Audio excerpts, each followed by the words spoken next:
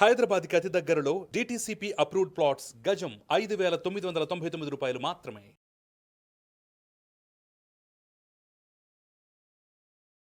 నమస్తే, నేను GVSatyanarayana. ఈరోజు మీకు ఒక మల్టీ బ్యాగర్ గురించి, ప్రయాణం ఎలా జరిగింది, మల్టీ బ్యాగర్ని ఎలా అవుతాయి, మనం ఎలా గుర్తుపట్టాలి అంటే సబ్జెక్ట్ మీద గ్రిప్ ఉండాలి, నాలెడ్జ్ ఉండాలి, హోంవర్క్ చేయాల్సిందే. అప్పుడే మీకు మల్టీ బ్యాగర్ని ఎలా గుర్తుపట్టాలనేది తెలిసిపోతుంది. సింపుల్గా మీకు ఒక స్క్రిప్ట్ని మల్టీ బ్యాగర్ ఎన్ని రెట్లు పెరిగింది, ఎంత పెరిగింది అనేది మీకు నేను చూపిస్తా. తాన్లా సొల్యూషన్స్, దానిలో తాన్లా ప్లాట్ఫామ్ అంటాం. ఈ తాన్లా ప్లాట్ఫామ్ ఏం ప్రయాణం చేసింది, ఎక్కడి నుంచి జరిగింది, ఎలా జరిగింది అనేది మనం చూద్దాం. తాన్లా ప్లాట్ఫామ్ వచ్చి కంపెనీ పేరు. ఇది profit and loss from the beginning, అంటే మధ్యలో బాగా 100 కోట్లు నష్టాల్లోకి వచ్చింది. 2010లోనే 28 crores ప్రాఫిట్లో ఉన్నాడు. తర్వాత 11, 12 అన్ని లాస్లోనే ఉంది. 2020లో కూడా 211 కోట్లు నష్టాల్లో ఉంది. 2021 మార్చి వచ్చేటప్పటికి 356 కోట్లు ప్రాఫిట్లోకి రావడం జరిగింది. ఈ సంవత్సరం మళ్ళీ 501 కోట్లు లాభం వస్తుందని చెప్పేసి TTM అంటాం, ట్రైలింగ్ ఫర్ 12 months 21-22 ఫైనాన్షియల్ ఇయర్కి 501 కోట్లు వస్తుంది అనేది ప్రొజెక్షన్స్, అంటే రాబోతున్నాయి అనేది. ఈ ప్రొజెక్షన్స్ ఎలా క్యాల్కులేట్ చేస్తారు అంటే April, May, June first quarter, July, August, September second quarter, October, November, December third quarter. ఈ 3 క్వార్టర్లు యావరేజ్ తీసుకొని ఫోర్త్ క్వార్టర్ కలుపుకుంటారు. అంటే 3 క్వార్టర్కి యావరేజ్ ఎంత అయిందో చూసి ఆ 3 క్వార్టర్లు ఈ ఫోర్త్ క్వార్టర్ యావరేజ్ చేసిన 1 క్వార్టర్ మొత్తం 4 క్వార్టర్లుగా యావరేజ్ చేస్తే 501గా ప్రొజెక్షన్స్. ఇదంతా మాన్యువల్గా సాఫ్ట్వేరే చేస్తుంది, మన పని ఏమి లేదు. TTM అంటే సింపుల్గా ఈ ఫైనాన్షియల్ ఇయర్కి ఎంత వస్తుంది అనేది ప్రొజెక్షన్స్ సాఫ్ట్వేరే సిస్టమే చేసి చూపిస్తుంది. అయితే లాస్ట్ ఇయర్ 356 కోట్లుగా ఉన్నది ఈ సంవత్సరం 501 కోట్లుగా చూపిస్తుంది. తర్వాత ఇది బ్యాలెన్స్ షీటు ఏంటిది, ఇది ఎంత 14 కోట్లు షేర్ క్యాపిటల్ ఉంది, 1029 కోట్లు రిజర్వ్లు ఉన్నాయి ఈ కంపెనీ దగ్గర, 38 కోట్లు బారోయింగ్స్ ఉన్నాయి. అది పెద్ద నెగ్లిజిబుల్. 1000 కోట్లు రిజర్వ్లు ఉన్నప్పుడు 29 కోట్లు, 38 కోట్లు బారోయింగ్స్ అనేది 2 రకాలు ఉంటాయి. మళ్ళీ బారోయింగ్స్లోనే short term borrowings, long term borrowings. Short term అంటే బిజినెస్ కోసం మామూలుగా తెచ్చినటువంటి బారోయింగ్స్, బారోయింగ్స్ అంటే అప్పులు. ఈ అప్పులు ఏవైతే కంపెనీ డెవలప్మెంట్ కోసం ఏదో రా మెటీరియల్ సప్లై చేయడం, లేకపోతే కొంచెం పెండింగ్ ఉంటే డ్యూస్ ఉంటాయి, అవన్నీ కూడా షార్ట్ టర్మ్ బారోయింగ్స్ కిందకి అప్లికబుల్ అనమాట. లాంగ్ టర్మ్ బారోయింగ్స్ అంటే బిల్డింగు, ల్యాండు, మిషనరీ, లేకపోతే ఏవైతే ఇన్స్ట్రుమెంట్స్ ఉంటాయో అవన్నీ పెట్టి లోన్ తీసుకునే దాన్ని లాంగ్ టర్మ్ బారోయింగ్స్ అంటారు. 38 కోట్లుగా చూపిస్తుంది. తర్వాత ఇక మెయిన్ క్యాష్ ఫ్లో వచ్చి మామూలుగా పెరగలే, 384 చూపిస్తుంది క్రోర్స్. ఈ 384 క్యాష్ ఫ్లో అంటే ఏంటంటే, మీరు గమనించినట్టయితే ఈ బ్యాలెన్స్ షీట్ ఇవి ఫ్రమ్ ద బిగినింగ్ 23 మైనస్ 60 చివరికి లాస్ట్ ఇయర్ 2020లో 46, 2021లో 384. ఇది చాలా చాలా పాజిటివ్ న్యూస్. అసలు క్యాష్ ఫ్లో అంటే ఏంటిది? క్యాష్ ఫ్లో అంటే రియల్గా కంపెనీకి వచ్చినటువంటి క్యాష్. అంటే ఏంటిది? జనరల్గా అందరు బిజినెస్ చేస్తారు, అన్ని కంపెనీలు. అంటే అప్పులు తెస్తారు, అప్పులు ఇస్తారు. అప్పులు తెచ్చి అప్పులు ఇచ్చినప్పుడు రియల్ క్యాష్ కాదు అది. రియల్గా ఎప్పుడైతే కంపెనీకి రియల్ క్యాష్ వస్తుందో, అంటే క్యాష్ రూపంలో ఏదైతే వస్తుందో దాన్ని క్యాష్ ఫ్లో అంటారు. అంటే ఏంటిది? బిజినెస్ చేస్తూ ఉన్నప్పుడు అంటే క్రెడిట్స్ అంటారు. అంటే ఏంది? బిజినెస్ డెవలప్ చేసుకోవటం కోసం ప్రతి కంపెనీ అప్పులు పెడుతుంది. ప్రతి కంపెనీ డెవలప్ కావటం కోసం అప్పులు తెచ్చుకుంటుంది. ఈ అప్పులు తెచ్చుకోవటం ఒక పద్ధతి, అప్పులు ఇవ్వటం ఒక పద్ధతి. కంపెనీలో బాగా రిజర్వ్లు ఉన్నప్పుడు కంపెనీ ఏం చేస్తుంది? డెవలప్మెంట్ కోసం అప్పులు చేయాల్సిన అవసరం లేనప్పుడు అప్పులు ఇస్తుంది. ఎందుకు? అప్పులు ఇచ్చినప్పుడు ఏమైందంటే, క్రెడిట్ ఇచ్చినప్పుడు 1 month, 1.5, 2 months టైం ఫ్రేమ్ పెడతారు. అప్పుడు రేట్ ఎక్కువ వేసుకోవచ్చు వాళ్ళు.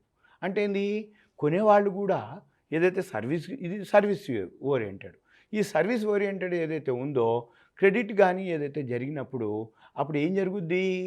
ఆటోమేటిక్గా అమౌంట్ రేట్ ఇంక్రీజ్ అయ్యిద్ది. అంటే ఇమీడియట్ జనరల్గా మనం గమనిస్తే క్యాష్ ట్రాన్సాక్షన్స్కి, క్రెడిట్ ట్రాన్సాక్షన్స్కి రేట్ డిఫరెన్స్లు ఉంటాయి. క్యాష్ అంటే ఏంది? మనం క్యాష్ ఇచ్చి కొనుక్కోవటం, అంటే కొనుక్కునేటప్పుడు క్యాష్ ఇచ్చినప్పుడు తక్కువ దొరుకుతాయి. అమ్మేటప్పుడు కూడా క్యాష్ వస్తుంది అంటే తక్కువకే అమ్ముతారు. అదే క్రెడిట్ అయినప్పుడు ఏమవుతుంది, కొనేటప్పుడు కూడా ఎక్కువ రేట్ వస్తుంది, అమ్మేటప్పుడు కూడా ఎక్కువ రేటుకి అమ్ముకుంటారు. ఇది రియల్గా క్యాష్ ఏదైతే వచ్చిందో అది చాలా గుడ్ న్యూస్ అనమాట. ఇది 384 క్రోర్స్గా చూపిస్తుంది లాస్ట్ ఇయర్. ఇక తర్వాత ప్రమోటర్ స్టేక్ వచ్చి 43.74 ఉంది. ఎఫ్ఐఐలు వచ్చి ఫారిన్ ఇన్స్టిట్యూషనల్ ఇన్వెస్టర్స్ 13.47 ఉంది. పబ్లిక్ వచ్చి 42.74గా చూపిస్తుంది. తర్వాత ఇది ఏం పని చేస్తుందో చూద్దాము. దీనికి ఏదైతే సాఫ్ట్వేర్ ఉందో కాంపిటీటర్స్ పీర్స్ అంటాం. Mphasis, Tata Elxsi, L&T technologies, persistent systems, Oracle, Coforge అంటే నిట్ అనమాట, ఎన్ఐఐటి నిట్, కోఫోర్జ్ అది ఈ మధ్యన పేరు మార్చారు. ఇది తాన్లా, ఇది ఒకటిగా. ఇక నెక్స్ట్ ఇది లాస్ట్ ఇయర్ కంటే ఇప్పుడు ప్రాఫిట్ ఉంది. ఇక మనము ఇది ఐటీ సాఫ్ట్వేర్కి సంబంధించిన కంపెనీ. ఇప్పుడు మనము ఈ కంపెనీ ఏం ప్రోడక్ట్ చేస్తుందో ఒకసారి మనము చూద్దాం. దీనికి రాబోయే రోజుల్లో డిమాండ్ ఉందా లేదా, ఇది ఇంకా పెరుగుతుందా లేదా అనేది చూద్దాం. ఇది ఏమేం చేస్తుందో చూడవచ్చు.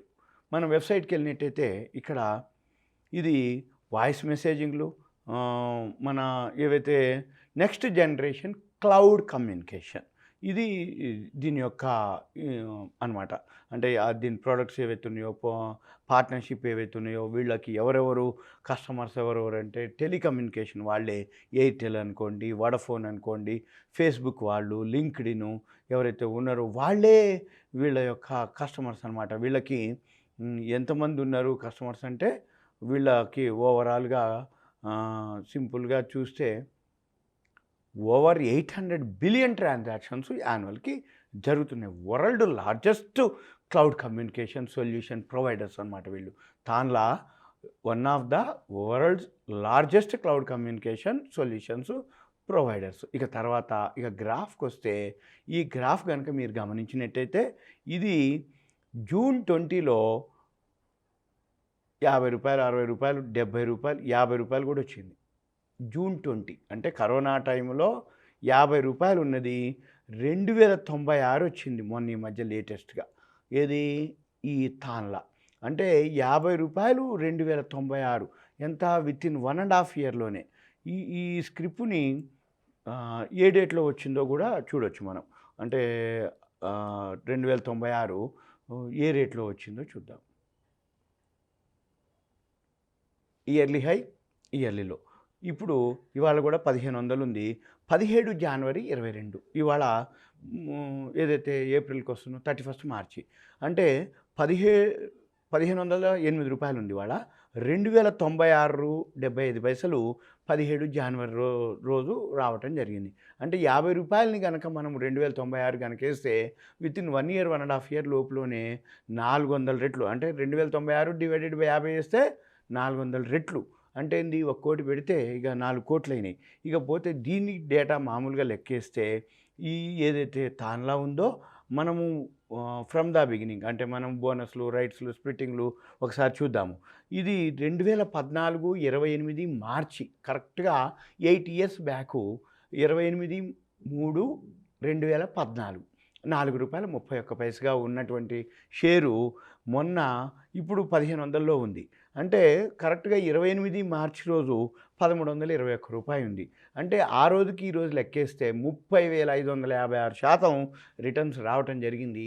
ఆ రోజు కనుక ₹1,00,000 పెట్టుబడి పెట్టిన వాళ్ళకి 3 కోట్ల పైన ఈరోజు ఇన్కమ్ చూపిస్తుంది. ఇది మల్టీ బ్యాగర్ అంటాం. అంటే ఏంది, దీని రిటర్న్స్ 8 ఇయర్స్లో 30,556% రావటం జరిగింది. ఏది దీని యొక్క రిటర్న్స్. ఇకపోతే ఈ కంపెనీ బోనస్ ఎప్పుడు ఇచ్చింది మనము ఒకసారి చూస్తే 2008లో స్ప్లిట్టింగ్ చేయడం జరిగింది. ₹2ని ₹1గా. బోనస్ ఏం లేదు, స్ప్లిట్టింగే జరిగింది. తర్వాత అంతకుముందు మరి ఈ ₹10 ఫేస్ వాల్యూ అంతకుముందు స్ప్లిట్ చేయడం జరిగింది ఎక్స్ట్రా, ఇంకా ముందనమాట. అయితే మన దగ్గర ఇంకా డేటా అవైలబుల్ లేదు, అంతకుముందు ఓల్డ్ డేటా. అవి కనుక మనం ఇంకా చేయగలిగితే 2008 కంటే ముందు మనం ఇప్పుడు ప్రజెంటు ఇంత ఉన్న ఇన్ఫర్మేషన్ ప్రకారం చూసుకున్నా కూడా ఇది మల్టీ బ్యాగర్ కిందకి వస్తుందన్నమాట. అయిన తర్వాత ఇది ఏదైతే స్క్రిప్ట్ ఉందో ఇది ఎంత పర్సెంటేజ్ అప్పర్ సీలింగు, ఎంత percentage lower ceiling, upper circuit lower circuit అంటాము. ఈ అప్పర్ సర్క్యూట్ లోయర్ సర్క్యూట్ ఏదైతే ఉందో తాన్లా 10% అనమాట. అప్పర్ సర్క్యూట్ అయినా, లోయర్ సర్క్యూట్ అయినా పెరగటానికి కానీ, తగ్గటానికి కానీ 10% పెరిగే అవకాశాలు ఉన్నాయి. ఇది సింపుల్‌గా తాన్లాకి సంబంధించినటువంటి విశ్లేషణ. ఇది మీకు ఓన్లీ ఇన్ఫర్మేషన్ మాత్రమే. నేను తాన్లాని రికమెండ్ చేయటం గానీ, అవాయిడ్ చేయటం గానీ, ఎంకరేజ్ చేయటం గానీ లేదు.